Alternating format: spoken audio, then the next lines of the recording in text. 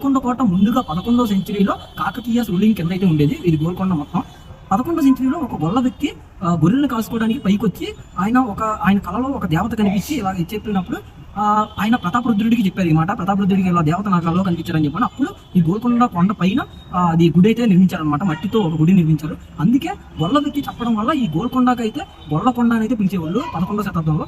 13వ శతాబ్దం వచ్చాక తుగ్లకులు వీళ్ళు యుద్ధం చేసి దీని మీద పట్టు సాధించారు, ఈ గోల్కొండ మీద.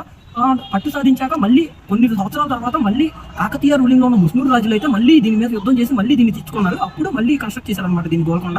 ఆ తర్వాత 14వ శతాబ్దం వచ్చేపాటికి కులీ కుతుబ్ షా రాజులు, అంటే మొహమ్మద్ కులీ కుతుబ్ షా ఉన్నారు కదా నేను చెప్పాను, ఆ రాజులు అయితే దీని మీద మొత్తం ఒక 150 సంవత్సరాల వరకు అయితే రూలింగ్ చేశారు. ఈ హైదరాబాద్ డైనాసిటీని మొత్తం ఈ గోల్కొండని మొత్తం ఇచ్చేసుకొని మొత్తం రాతి కట్టడాలు మొత్తం అప్పట్లో మట్టితో కట్టిన దాన్ని మొత్తం గ్రానైట్ స్టోన్స్ ఇటుతో మొత్తం కన్స్ట్రక్ట్ చేసి దీన్ని ఇచ్చేసారనమాట. ఈ విధంగా అయితే మొత్తం గోల్కొండ గురించి అయితే ఉంది. నేను మీకు లోపలికి వెళ్ళి ఇప్పుడు మొత్తం ఎక్స్ప్లెయిన్ చేయబోతున్నాను. వీడియో అయితే మొత్తం చూడండి. ఇంకా మన ఛానల్ సబ్స్క్రైబ్ చేయకపోతే మాత్రం